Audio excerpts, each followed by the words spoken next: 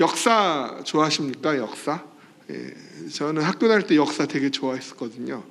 제가 왜 역사를 좋아했을까 생각을 해봤는데, 어렸을 적에 부모님이 그 만화로 된 역사책을 사주셨었어요. 그래서 그 역사책을 되게 많이 읽었었던 기억이 납니다. 그러다 보니까 이제 흐름이 머릿속에 어느 정도 들어가 있다 보니까 역사를 배우는 게 재미있어졌던 것 같아요.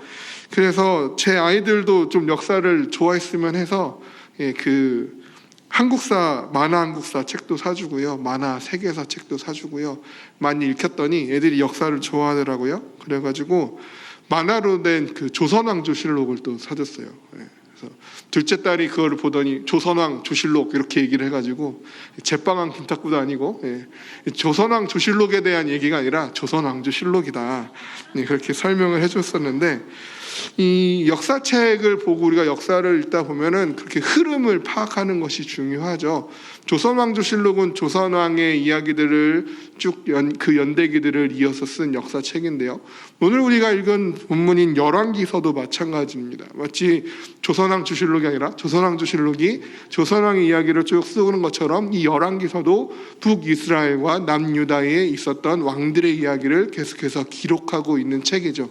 그러다 보니까 우리가 열왕기서를 묵상하거나 열왕기서를 읽을 때에는 이 역사의 흐름 가운데 이해하는 것이 필요합니다. 그래서 오늘 우리가 읽은 본문은 열왕기하 13장 14절에서 19절의 말씀이지만, 이 역사의 흐름, 배경적인 흐름을 먼저 우리가 알고 우리가 본문을 이해하기를 원하는데요. 자, 언제 이제 북이스라엘과 남유다로 분단이 됩니까? 처음 들어보시나요? 솔로몬의 아들 르호보암의 때가 지나고 나서 이제 북이스라엘과 남유다로 이스라엘 민족이 분단이 되게 되죠. 근데 이 북이스라엘의 역사를 살펴봤을 때 선한 왕이 있었을까요? 없었을까요? 선한 왕이 한 명도 등장하지 않습니다. 북이스라엘은요, 처음부터 끝까지 악한 왕들의 역사예요. 그 중에서 가장 유명한 왕, 악한 왕을 꼽을 때 어떠한 왕이 손꼽힐까요? 아합, 다 잘 알고 계시네요. 아합 왕이 손꼽힙니다. 그런데 이 아합의 아버지가 오므리인데요, 이 오므리로부터 시작해서 오므리, 아합, 아하시야, 그리고 여호람까지 이 4대에 걸친 왕조를 오므리 왕조라고 이야기를 합니다. 이 오므리 왕조가 약 44년 동안 이스라엘을 다스리게 되는데, 아주 악한 아합이 포함되어 있는 이 오므리 왕조가 하나님 보시기에 선하게 나라를 다스렸을 리는 없겠죠. 그들은 하나님 보시기에 악을 행한 왕들로서 44년간 4대에 걸쳐서 이스라엘을 다스립니다. 그럼 하나님이 보시기에 악행을 저질렀기 때문에 나라가 잘 살았을 리가 없어야 하는데, 이 오므리 왕조의 기간 동안 북이스라엘은요, 아주 부국강병했던 시기를 보내게 돼요. 왜 이들이 이렇게 강력한 왕조를 구축할 수 있었냐면, 그들이 외교를 참 잘 행했기 때문입니다. 외교를 통해서 불완전한 그런 정국을 안정시키고 정착시켰기 때문이에요. 그 당시에 가장 강력했던 세력은 페니키아와 두로라는 세력이 있었는데, 먼저 이 오므리 왕조는요, 이 페니키아와 두로와 동맹을 맺습니다. 특히 이 두로와 동맹을 맺으면서 한 여인을 그 아합 왕의 부인으로 맞이하게 되는데, 그 여인의 이름이 바로 이세벨이죠. 이세벨이 아합과 결혼하게 되면서 본격적인 바알 숭배가 이스라엘 가운데 가득하게 되어지는 것입니다. 그래서 그 당시에 가장 강력했던 페니키아와 두로와 동맹을 맺었고, 남쪽으로는 또 위협이 될 수 있었던 남유다가 있었죠. 근데 이때 어떻게 합니까? 아합의 딸과 남유다의 왕인 여호람의 결혼을 이끌어내게 돼요. 그래서 남유다와도 결혼을 통한 전략적인 동맹을 구축하게 됩니다. 그러니까요, 이들은요, 하나님을 의지하기보다는 자신들의 정략적인 결혼을 통하여서 외교적인 안정을 추구함으로써 아주 강력한 나라를 구성하게 되어지는 것입니다. 그런데 이 모든 것들이 하나님 보시기에 어떻다고요? 악했다고요. 하나님께서 그래서 결국은 이 오므리 왕조를 무너뜨리십니다. 예후를 통해서 그러하죠. 예후를 통해서 오므리 왕조를 심판하셨어요. 그래서 왕조가 오므리 왕조에서 예후 왕조로 바뀌게 되어집니다. 근데 문제는 이 예후가 오므리 왕조를 무너뜨리면서 모든 바알 숭배자들을 숙청했어요. 그것까지는 아주 잘했습니다. 그런데 여전히 이 예후도 진심으로 하나님의 율법을 지켜 행하지 아니하였다라는 것이죠. 결국 이 예후도 여로보암의 길을 걸었다라고 성경을 말씀하고 있습니다. 이 여로보암의 길이라는 단어가 이 북이스라엘의 왕의 평가에 항상 따라다니는데요. 이 여로보암의 길이라는 것은 무엇이냐면 여로보암은 북이스라엘을 맨 처음에 만들어낸 사람이죠.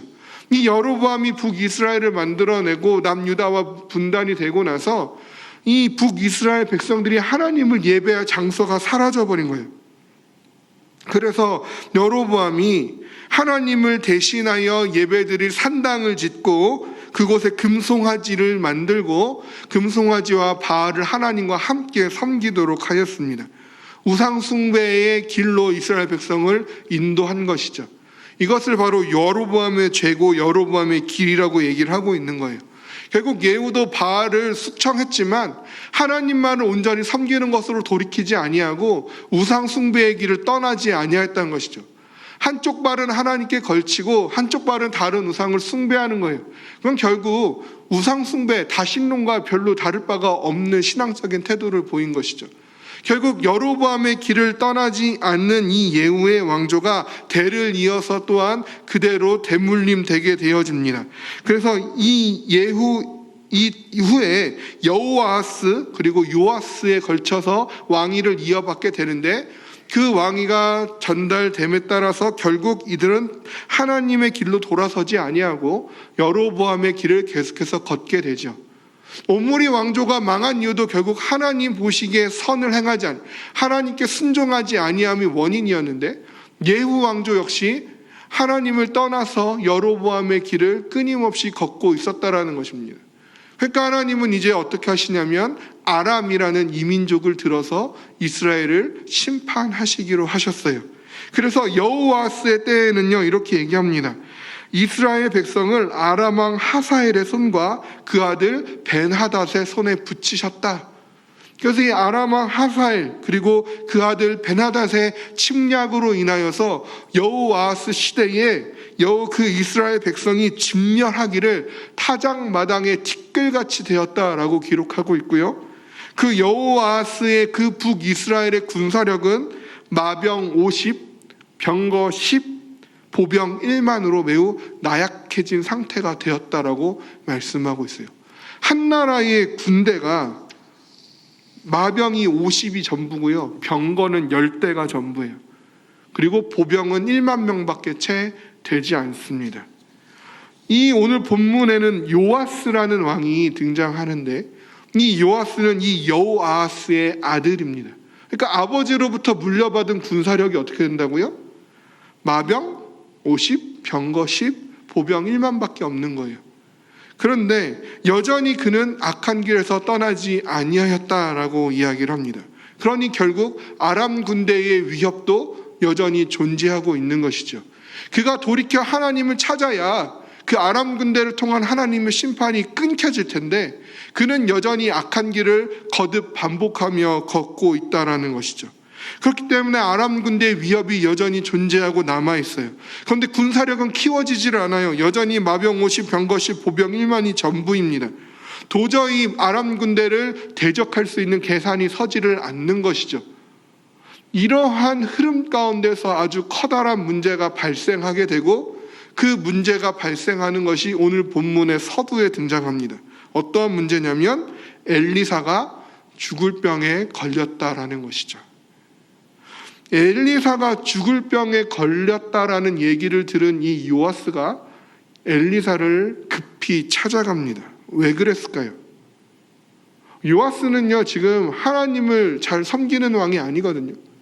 하나님 보시기에 악한 길을 걷는 자였음에도 불구하고 하나님의 사람, 하나님이 쓰시는 선지자인 엘리사가 죽을 병에 걸렸다. 이제 곧 엘리사가 죽게 되어진다라는 것이 왜 그를 그렇게 급하게 만들고 그에게 큰 충격을 가져다 주었을까? 우린 이거 한번 생각해 봐야 합니다. 그것은요, 요아스가 엘리사를 급히 찾아가 한 말을 봄으로부터 우리가 시작해 볼 수 있을 텐데요.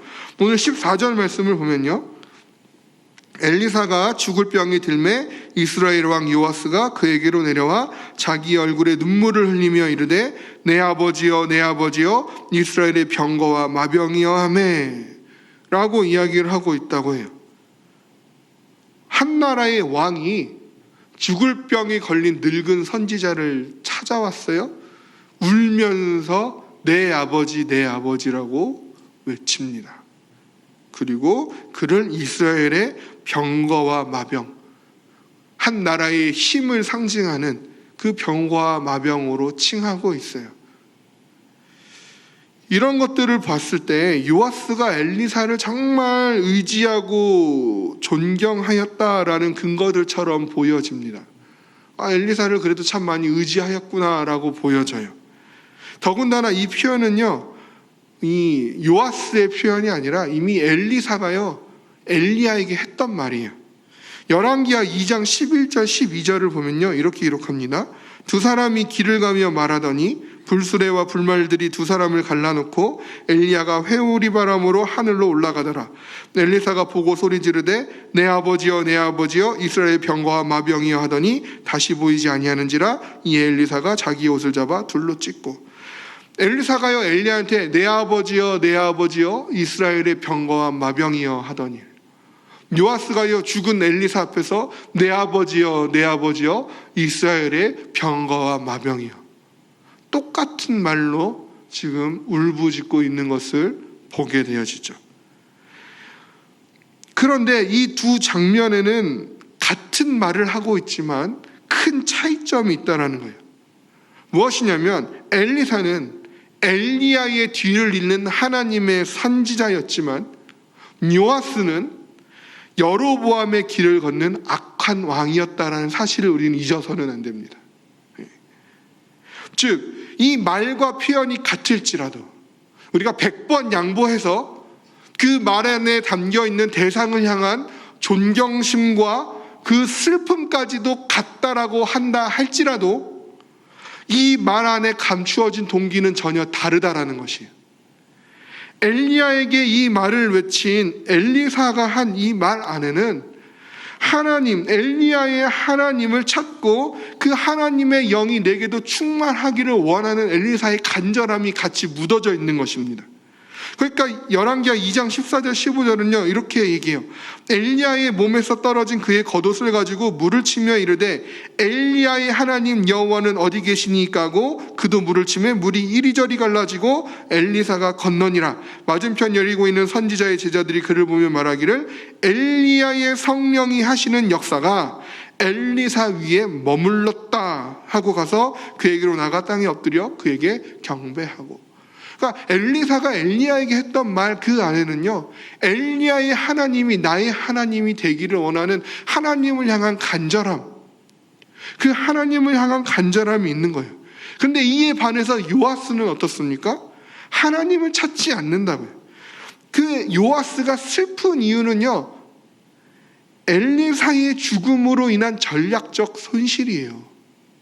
지금 요아스가 가지고 있는 병력은 얼마 되지 않잖아요.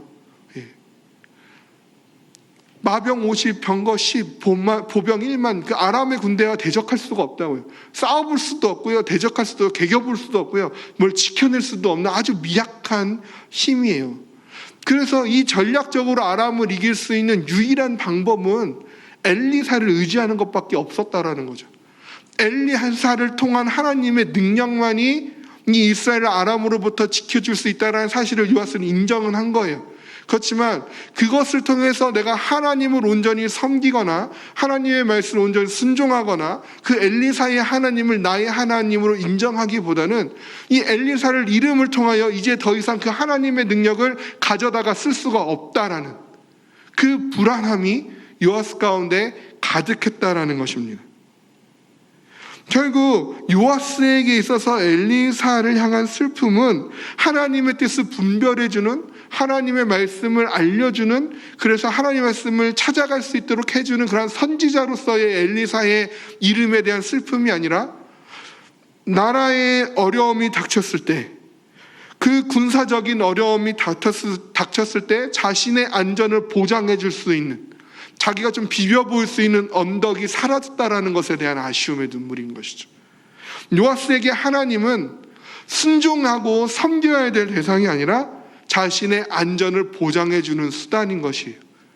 그리고 그 수단마저도 내가 쓰는 것이 아니라 엘리사를 통해 쓸 수 있다라는 것이죠. 그러니까 그 연결고리인 엘리사가 죽으면 큰일 난다라는 거예요. 그러니까 급히 찾아가서 울면서 엘리사에게 그렇게 칭하고 있는 것이죠. 그런데 그러함에도 불구하고요, 하나님은요, 엘리사를 통해서 구원을 약속해 주는 것을 보게 되어집니다. 오늘 15절 16절 말씀인데요, 우리 같이 한번 읽어보겠습니다. 엘리사가 그에게 이르되 활과 화살들을 가져오소서 하는지라 활과 화살들을 그에게 가져오매 또 이스라엘 왕에게 이르되 왕의 손으로 활을 잡으소서 하매 그가 손으로 잡으니 엘리사가 자기 손을 왕의 손 위에 얹고. 자, 이 15절 16절에서 중요한 것은 무엇일까요? 중요한 거 두 개를 우리가 발견해야 되는데, 첫 번째는요, 활과 화살이 가지는 의미이고요, 두 번째는요, 엘리사의 손을 왕의 손 위에 얹었다라는 것입니다. 그럼 첫 번째로 활의 의미에 대해서 먼저 좀 살펴보려고 합니다. 이 활이라는 건요, 원어로 캐셰트라는 단어로 쓰여 있어요. 이 캐셰트라는 단어는 언제 등장하냐면 창세기 9장 13절에 등장합니다. 창세기 9장 13절 하면 누가 딱 떠오르셔야 될까요? 네, 한번 확인해 볼까요? 창세기 9장 13절을 읽어드리면요, 내가 내 무지개를 구름 속에 두었나니 이것이 나와 세상 사이의 언약의 증거니라. 자, 여기서 활은 어디 있을까요? 9장 13절 한번 다시 한번 화면에 띄워주시겠어요? 내가 내 무지개를 구름 속에 두었나니 이것이 나와 세상 사이의 언약의 증거니라. 활 어디 있을까요?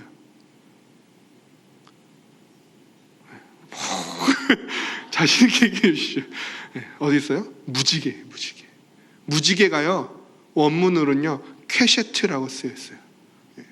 오늘 쓰이고 있는 이 활과 무지개는 지금 같은 단어로 쓰여 있어요. 노아 홍수 후에 다시는 홍수로 심판하지 아니할 언약의 증거인 그 무지개, 잘 보면 활 모양이잖아요. 무지개 이렇게 활 모양처럼 생겼잖아요. 그게 캐시트라고 쓰여 있어요. 하나님께서 그 활을 하늘에 걸어두시는 거예요. 내가 다시는 이 심판을 내리지 않겠다. 활은 공격하는 무기잖아요. 그 캐시트를 하늘에 걸어두심으로써 그것을 통하여 내가 다시는 홍수로 심판하지 않겠다 약속하시는 언약의 증거가 되는 거예요. 그런데 지금 하나님께서 엘리사를 통하여 요아스에게 활, 그 캐시트를 지불하라고 명령하고 계신 겁니다. 근데 여기서 이 활은 결국 그러니까 하나님의 심판을 의미하는 거예요. 그런데 이 활을 집어라라는 건요, 그냥 활을 손에 들어라 라는 얘기가 아니라 어떻게 하는 거냐면은 활 시위를 당겨라라는 의미예요. 활 시위를 겨누라라는 얘기입니다. 결국 하나님의 심판을 내릴 준비 단계를 하라라는 거예요. 그리고 이 활을 당긴 요아스의 손 위에 엘리사가 손을 얹습니다. 이건 왜 중요하냐면 이 행동을 통하여서 이 심판이 요아스의 힘이 아니라 하나님의 힘으로 이 일을 이루신다라는 것을 확증해주고 있는 증거가 되기 때문에 그러합니다. 결국 활을 겨누고 그 화살을 쏘는 것은 요아스처럼 보이지만 그 하나님의 손이 그의 손과 함께 하심으로 요아스의 힘으로 싸우는 것이 아니라, 요아스의 힘으로 심판하실 것이 아니라 하나님의 힘으로 하나님께서 행하신다라는 것이죠. 요아스의 힘은 다시 한번 우리가 얘기해 보지만 얼마 되지 않는다라고요. 미약하고 아주 작은 힘이에요. 싸울 수 없는 힘이에요. 그러나 하나님께서 그와 함께 하시기 때문에 이제는 하나님께서 싸우시겠다라고 보여주시는 거예요. 이것이 우리가 살 수 있는 소망이 되는 줄로 믿습니다. 우리는요, 많이 착각해요. 내 힘으로 해야 된다고, 내가 싸워야 된다고, 내가 지켜야 된다고. 그리고 기도도 열심히 합니다. 하나님 도와달라고. 순서가 거꾸로라고요. 거꾸로라고요. 내가 열심히 싸우고 내가 열심히 뭔가를 행하고 내가 하는데 하나님이 도우시는 것이 아니라 나를 통하여 하나님께서 싸우시고 나를 통하여 하나님이 역사하신다는 사실을 우리는 기억해야 할 줄로 믿습니다. 무명한 목동이었던 소년 다윗은요, 사무엘상 17장에서 이렇게 얘기해요. 사무엘상 17장 하면 뭐가 떠올라야 될까요? 골리앗과 싸우는 장면이거든요. 이렇게 얘기합니다. 다윗이 블레셋 사람에게 이르되 너는 칼과 창과 단창으로 내게 나아오거니와 나는 만군의 여호와의 이름 곧 내가 모욕하는 이스라엘 군대의 하나님의 이름으로 내게 나아가노라. 47절에 또 이렇게 합니다. 또 여호와의 구원하심이 칼과 창에 있지 아니함을 이 무리에게 알게 하리라. 전쟁은 여호와께 속한 것인즉 그가 너희를 우리 손에 넘기시리라. 하나님이 싸우신다라는 겁니다. 내가 하는 게 아니라는 거예요. 다윗이 물맷돌을 평소에 잘 던져서 물맷돌로 이긴 게 아니라는 거예요. 물맷돌은 원거리 공격이고 칼과 창보다 공격 범위가 넓으니까 유리해서 이긴 게 아니라고요. 하나님이 싸우셨다라는 겁니다. 하나님이 행하셨기 때문에 이길 수 있었음을 고백하는 거예요. 모든 원수를 다 무찌르고 강력한 왕권을 구축하고 나서 다윗은 다시 한번 고백합니다. 사무엘하 7장 18절인데요. 다윗 왕이 여호와 앞에 들어가 앉아서 이르되 주 여호와여 나는 누구이오며 내 집은 무엇이기에 나를 여기까지 이르게 하셨나이까. 무슨 고백이에요? 내가 한 것은 아무것도 없습니다. 하나님이 나를 이곳까지 오게 하셨습니다. 이 모든 것이 다 하나님의 능력이고 하나님의 은혜입니다. 고백하는 거예요. 요셉은 어떨까요? 요셉은요, 총리가 되고 나서 애굽에서 그 형제들을 살리며 그 형제들과 제외하고 나서 뭐라고 고백하냐면 창세기 45장 7절 8절 보면요, 하나님이 큰 구원으로 당신들의 생명을 보존하고 당신들의 후손을 세상에 두시려고 나를 당신들보다 먼저 보내셨나니 그런즉 나를 이르러 보낸 이는 당신들이 아니요 하나님이시라. 하나님이 나를 바로에게 아버지로 삼으시고 그 온 집의 주로 삼으시며 애굽 온 땅의 통치자로 삼으셨나이다. 요셉도 똑같이 고백하고 있죠. 당신들이 보낸 게 아니라 하나님이 보내신 것입니다. 하나님께서 나로 이 땅의 총리로 삼게 하여 주셨습니다. 하나님이 이렇게 해주셨습니다. 이들이 고백하고 있는 건요, 하나님이 함께 하셨다라는 거예요. 하나님이 행하셨다는 거예요. 아유, 왕이 됐으니까, 총리가 됐으니까, 성공했으니까 이런 얘기도 할 수 있는 거 아닙니까?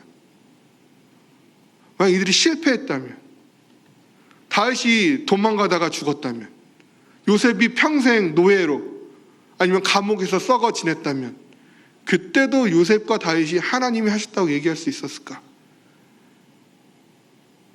그렇지 않다요. 이들은요, 성공과 실패의 기준 때문에 얘기하고 있는 것이 아니에요. 왕이 됐고 총리가 됐으니까 이런 얘기를 하고 있는 것이 아니에요. 본문의 요아스는요, 성공과는 거리가 먼 상태예요. 그리고 죄의 길을 걷고 있는 상태예요. 그러함에도 불구하고 하나님께서 요아스의 손에 그의 손을 얹으셨습니다. 그를 대신하여 싸우시기로 약속하셨다고요. 하나님은 아직 우리가 죄인 되었을 때 우리를 사랑하셨습니다. 우리가 무엇인가를 행해서 구원하지 않으셨어요. 하나님 말씀하십니다. 오늘 본문 17절, 이르되 동쪽 창을 여소서 하여 곧 열매, 엘리사가 이르되 쏘소서 하는지라 곧 쏘매, 엘리사가 이르되 이는 여호와를 위한 구원의 화살 곧 아람에 대한 구원의 화살이니 왕이 아람 사람을 멸절하도록 아벡에서 치리이다 하니라. 여기서 화살의 의미가 등장하는 거죠. 화살은 뭐라고요? 구원의 화살이에요. 구원의 화살. 그런데 그 구원의 화살을 쏘기 위해서 어디를 엽니까? 동쪽 창을 열고 있습니다. 이 동쪽 창을 연다라는 건요, 그 당시 이 요아스 엘리사가 있는 곳에서 동쪽에 아람이 진치고 있었기 때문이에요. 아람을 향해서 구원의 화살을 쏘라는 거예요. 그런데 여기서 우리가 기억해야 될 것은 이 화살이 어떠한 화살이랄까, 누구를 위한 구원의 화살이냐는 거예요. 누구를 위한 구원의 화살이냐? 요아스를 위한 구원의 화살이냐? 이스라엘을 위한 구원의 화살이냐? 그렇지 않아요. 뭐라고 말씀하고 있어요? 여호와를 위한 구원의 화살이라고 이야기를 하고 있습니다. 우리의 시선은요, 계속 나를 향해요. 나를 위한 구원, 나를 위한 은혜, 나를 위한 능력. 근데 하나님은요, 계속해서 말씀하세요. 하나님을 위한 은혜, 하나님을 위한 능력, 하나님을 위한 것이에요. 하나님을 위해서, 하나님의 이름을 위해서, 하나님의 나라를 위해서, 하나님의 영광을 위해서, 하나님을 위한 일들이 되어지는 겁니다. 하나님은요, 하나님을 위하여 싸우시는 거예요. 하나님은요, 하나님을 위하여 능력을 베푸시고요, 하나님은 하나님을 위하여 은혜를 베푸시는 거예요. 우리의 삶은요, 나에게 맞춰져서 나를 위한 삶이 아니라 하나님을 위한 삶이 되어져야 하는 것이에요. 그럼 하나님께서 하나님을 위하여 하나님이 능력을 베풀고 하나님이 싸우시면 나는 어디에 있어야 됩니까? 나라는 존재는 굳이 왜 필요합니까? 나의 위치는 어디고 나의 역할은 무엇입니까? 그것이 18절 말씀을 보겠습니다. 우리 함께 읽어볼까요? 18절입니다. 또 이르되 화살들을 집으소서. 또 집음에 엘리사가 또 이스라엘 왕에게 이르되 땅을 치소서 하는지라. 이에 3번 치고 그친지라. 자, 여기서 이제 요아스의 역할이 처음으로 주어집니다. 뭐예요? 땅을 치라는 거예요. 이미 승리는 보장되어 있습니다.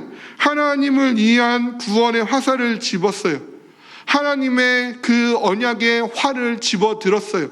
동쪽 창을 열었어요. 그 화살을 쏘면 이기는 건 당연한 겁니다. 이제 요아스에게 역할이 주어져요. 뭐예요? 이 화살을 치소서, 화살을 땅에 치소서라는 것이죠.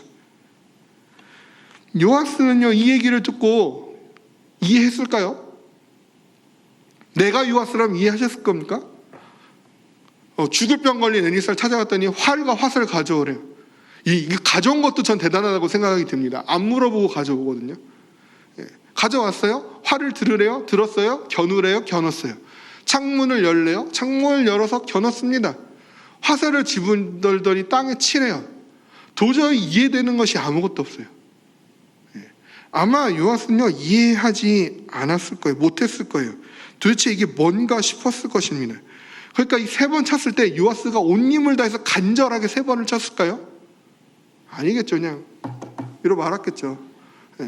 전 3번도 대단하다고 생각합니다. 저한테 얘기했으면 한 번 쳤든지 아니면 안 쳤든지 했을 것 같아요. 뭐 하는 거냐고. 설명을 해주든가. 뭐 하자는 거냐고. 그런데 어쨌든 요아스는 3번이라도 쳤어요. 왜 그래요? 왜 우리는 이 장면이 어리둥절하게 여겨지냐면, 요아스가 왜 그랬을 거냐면 이해되지 않았기 때문이에요. 우리는요, 이해돼야 행동하는 사람들이거든요. 우리 모든 사람들은요, 이해돼야 행동해요. 이해가 되지 않으면, 명분이 서지 않으면 내가 굳이 왜 그걸 그렇게 해야 될지 목적을 찾지를 못해요.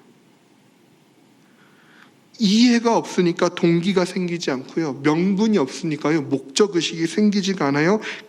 간절함이 생기지가 않아요. 의미부여가 되지가 않아요. 이미 승리가 보장되었는데도 이게 무슨 의미가 있는지 이해가 안 되는 거예요. 근데 여기서 필요한 건 이해가 아니라 뭐가 필요한 겁니까? 믿음이 필요한 거죠. 우리가 하나님을요, 이해하려고 해요. 하나님을 이해하려고 해요. 물론 이해해야죠. 노력해야죠. 그런데 그 이해 이전에 하나님을 먼저 믿어야죠. 이해해서 믿는 게 아니라 믿어서 이해가 되는 것입니다. 이해와 믿음의 순서를 우리는 바꾸면 안 되는 것이에요. 지금 요아스에게 필요한 것은요, 하나님에 대한 온전한 신뢰이고 믿음입니다. 하나님이 승리를 약속하셨잖아요. 그럼 그 승리를 약속해 주신 하나님을 향한 온전한 믿음을 가지고, 간절한 믿음을 가지고 하나님의 엘리사를 통해 하시는 일들에 대해서 마음을 다해서 순종했어야 돼요. 그런데 그 믿음이 없으니까, 악한 길을 걷는 왕이니까 이해가 되지 않는 거예요. 그러니까 3번 치고 마는 겁니다. 그러니까 엘리야가 화를 내죠. 하나님의 사람이 노하여 이르되 왕이 6번을 칠 것이니이다. 그리하면 왕이 아람을 진멸하기까지 쳤으리다. 그런즉 이제는 왕이 아람을 3번만 치리이다 하니라. 네. 요아스 좀 억울했겠죠. 그럼 요아스 이렇게 얘기했을 수 있을 거예요. 이 화를 내지 말고 차라리 친절하게 화살을 짚고 치세요. 치는 횟수에 따라 이길 겁니다. 얼마나 좋아요. 그죠? 예. 설명해 주면 되잖아요. 왕이여 화살을 짚고 땅을 치소서 치는 횟수만큼 왕이 아람을 이기리이다. 그럼 요아스가 몇 번 쳤을까요? 100번이고 1000번이고 10,000번이고 계속 쳤을 거 아니에요. 이기는 거 좋아하니까, 이겨야 되니까. 그런데 아무런 얘기도 없이 갑자기 치래요. 그러고 막 화를 내요. 다시 한번 할게요. 네, 몰랐어요. 다시 칠게요 라고 얘기할 수도 있었겠죠. 이 본문 묵상하면서 옛날 선생님들 많이 생각났어요. 이런 선생님 있어요. 몇 대 맞을래? 네. 저도 있었어요. 제 앞에가 한 대요 그랬거든요. 그때 선생님이 양심이 없다고 5대 10대를 때려요. 저한테 물어봐요. 제 2번째였어요. 몇 대를 얘기해야 될까? 그래, 어차피 제가 5대 맞았으니까. 그럼 나는 양심 있게 5대요를 하면 조금 때리시겠지. 5대요. 그래, 너가 5대이겠으니까. 그래서 5대를 때리는 거예요. 차라리 몇 대를 정해놓고, 선생님이 그냥 몇 대를 정해놓고 때리면 그냥 맞으면 그만인데, 물어봐요. 네. 요아스도 마찬가지죠. 몇 번을 치라고 정해놓고 6번 치세요, 10번 치세요 하면 치면 되는데 안 물어봤다고요. 안 가르쳤어요. 그리고 3번 얘기했다고 3번 쳤다고 화를 내요. 그런데요, 이 문제는요 한글 번역상의 문제입니다. 네. 원문의 동사의 형태를 살펴보면요, 이 화살을 치소서라는 치소서는 현재 미완료 형태로 되어 있어요. 우리나라의 동사의 현재 미완료 이런 거 없잖아요. 예. 그러니까 치소서는요 현재 미완료로 되어 있어요. 현재 미완료라는 건 무엇을 의미하냐면 계속해서 치라라는 의미가 돼요. 우리는 히브리어로 듣는 것이 아니니까 그냥 치소서 하니까 몇 번을 쳐야 할지 모르고 이렇게 이해를 하지만, 요아스랑 엘리사는 지금 같은 말을 쓰고 있는 거잖아요. 충분히 이해할 수 있었다고요. 계속해서 치소서, 반복해서 치소서. 그 얘기를 듣고도 요아스는 3번 치고 만 것이죠. 그러니까 엘리사가 화를 내는 거예요. 6번을 계속해서 반복해서 쳤다라면, 내가 이제 그만 쳐도 된다고 말릴 때까지 쳤다라면 아람을 진멸하게까지 이겼을 텐데 왜 믿음이 없으십니까? 라고 화를 내고 있는 것이죠. 승리의 약속, 구원의 확증이 지어졌을 때 여전히 우리에게 믿음의 책임이 남아있는 거예요.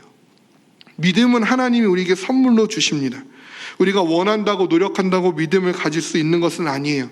그러나 그 믿음이 우리에게 선물로 주어진 후에 우리에게는 믿음의 책임과 역할과 사명이 주어지기 마련입니다. 따라서 우리의 신앙생활은요, 하나님의 영역과 우리의 영역이 공존하는 거예요. 하나님으로부터 시작되었고 하나님으로부터 완성됩니다. 그러나 그 과정에 있어서 우리의 믿음의 책임감과 그 사명이, 그 거룩함을 향해서 싸워가는 그 치열함이 우리 가운데 있어야 하는 거예요. 이건 구약에서도 말씀합니다. 하나님께서 아브라함으로부터 시작해서 애굽에서 노예 생활을 하고 있는 이 이스라엘 백성을 출애굽시키십니다. 그렇죠? 근데 이 출애굽의 목적은 단순히 애굽에서부터 나오는 게 목적이 아니에요. 목적은 어디예요? 가나안 땅에 들어가는 것이 목적이죠.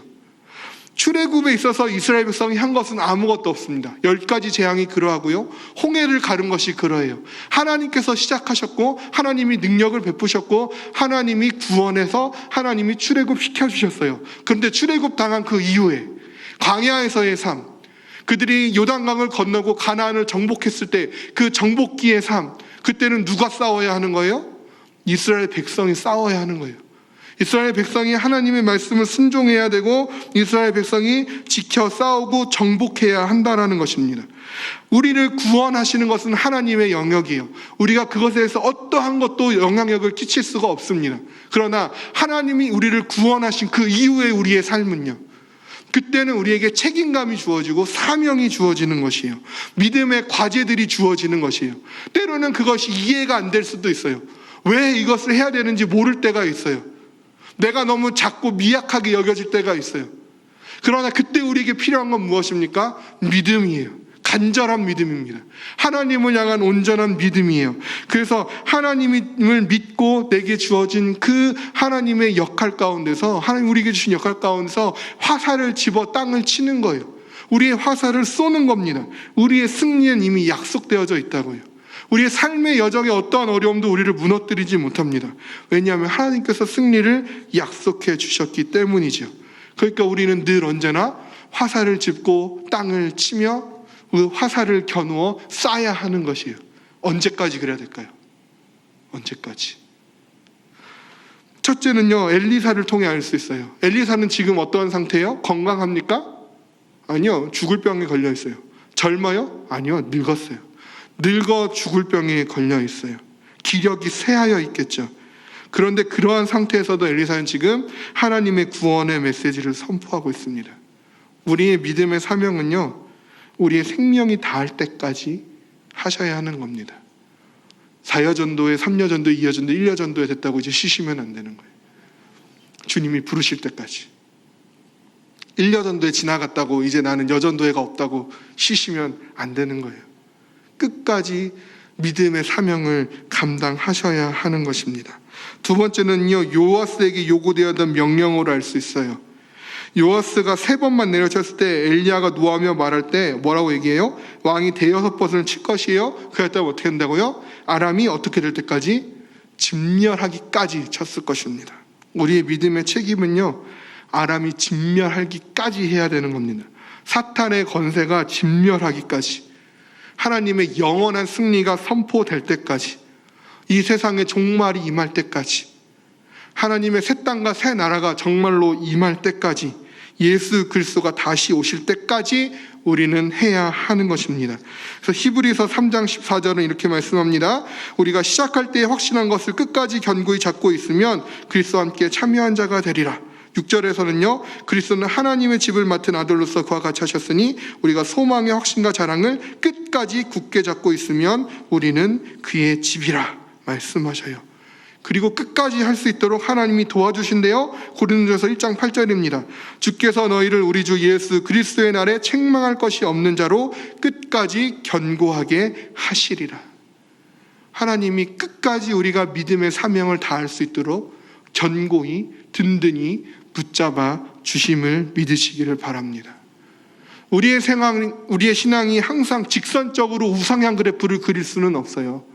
중간에 분명히 어려움이 찾아오고 죄의 유혹이 찾아오고 때로는 넘어집니다. 주저앉아요. 절망해요. 믿음이 약해질 때도 있고요. 흔들릴 때도 있어요. 그거는 분명한 사실입니다. 그러나 하나님의 자녀된 우리는 최종적으로 타락하지 않는다라는 것이에요. 하나님이 우리를 끝까지 붙잡고 계신다라는 거예요. 성도의 견인의 교리를 믿으시기를 바랍니다. 하나님은 절대 우리를 포기하지 아니하시고 하나님은 우리를 손에 놓지 아니하십니다. 언제나 우리의 손 위에 하나님의 손을 얹어주시는 하나님임을 믿으시기를 바랍니다. 그러니까 이제 신난다 하지 마십시오. 여전도회 연합회가 정말 여전도들이 정말 꾸준히 일을 많이 하시잖아요. 그리고 또 잘 알아주지도 않는 일들이잖아요. 아무도 안 알아주니까 내일 해서 뭐 하나, 힘만 빠지고 남편한테 집에 가서 집안일 한다고 구박이나 받고, 야 이제 이만큼 섬겼으면 됐지, 젊은 사람들이 활약할 자리를 또 내가 마련해 줘야지. 물론 뭐 어느 정도는 맞습니다만은, 그렇지만 하나님의 화살이 여전히 내 손에 쥐어져 있고 하나님의 활이 여전히 내 손에 주어져 있다면 우리는 그것을 믿음을 가지고 주님 다시 오실 때까지, 내 건강이 허락될 때까지, 주님이 나를 정말 잘하였다 칭찬하면서 그래 네 사명 네가 다하였다 인정하고 하나님이 나를 부르실 때까지 우리는 사명을 다 감당해야 할 줄로 믿습니다. 영국의 찰스 스펄전이라는 목사님이 계셨어요. 그분이 1866년에 영국 런던의 메트로폴리탄 교회를 심우했는데 당시 교인이 4,366명이었다고 해요. 제일 큰 교회 중에 하나였어요. 그 목사님이 이런 설교를 했습니다. 사랑하는 형제 자매 여러분, 주님을 향해서 가슴이 뜨거운 사람 12명만 있다면 런던의 삭막하고 고독한 환경을 기쁨이 충만한 곳으로 바꿀 수 있습니다. 그러나 4,366명이 있더라도 전부 미지근한 신자라면 우리는 아무것도 할 수 없습니다. 하나님이 우리한테 은혜를 주려고 다 준비를 해놨어요. 하나님 우리에게 승리를 보장해 주셨어요. 그런데 우리가 움직이지 않는다면, 우리가 믿음의 사명을 다하지 않는다면 우리는 하나님의 어떠한 능력도 경험할 수 없는 것입니다. 하나님 홀로 다 하실 수 있으시죠. 우리라는 존재는 사실 하나님께 필요 없을 수도 있겠어요. 자, 하나님은 그걸 원하시지 않는다고요. 하나님 우리를 통해 역사하시기를 원합니다. 이 예배의 자리가 가득 찼으면 좋겠어요. 수요 예배의 자리가 가득 채워졌으면 좋겠어요. 금요 영성 집회 자리가 2층까지 꽉 찼으면 좋겠어요. 교회에 기도하는 소리가 끝나지 않았으면 좋겠어요. 누가 해야 됩니까? 누가 그 사명을 끝까지 다해야 하는 것입니까? 하나님은 우리를 사명자로 부르셨습니다. 하나님의 그 은혜의 일에 정말 감사하게도 우리가 동참할 수 있도록 기회를 주셨습니다. 우리가 순종만 하면 내 힘으로는 도저히 볼 수 없는 하나님의 능력을 보게 되어진다고요. 나로서는 경험할 수 없는 것들을 하나님이 경험케 하여 주십니다. 그것이 하나님이 우리를 향해 갖고 계신 계획이고, 하나님은 그것을 우리에게 가득 채워주기를 지금도 원하고 계십니다. 우리에게 하나님이 기도의 화살을 주셨습니다. 하나님 우리에게 전도의 화살을 주셨고요. 하나님이 우리에게 섬김의 화살을 주셨습니다. 사용하십시오. 겨누어 쏘십시오. 쏘기만 하면 나머지는 하나님께서 역사하여 주실 줄로 믿습니다. 이것을 기억하심으로 우리에게 주신 하나님의 기도의 화살, 전도의 화살, 섬김의 화살, 그 사랑의 화살을, 하나님을 위한 그 구원의 화살을 끊임없이 쏠 수 있는 우리 모든 여전도회요, 우리 온교회 성도님들이 되시기를 주님의 이름으로 소망합니다.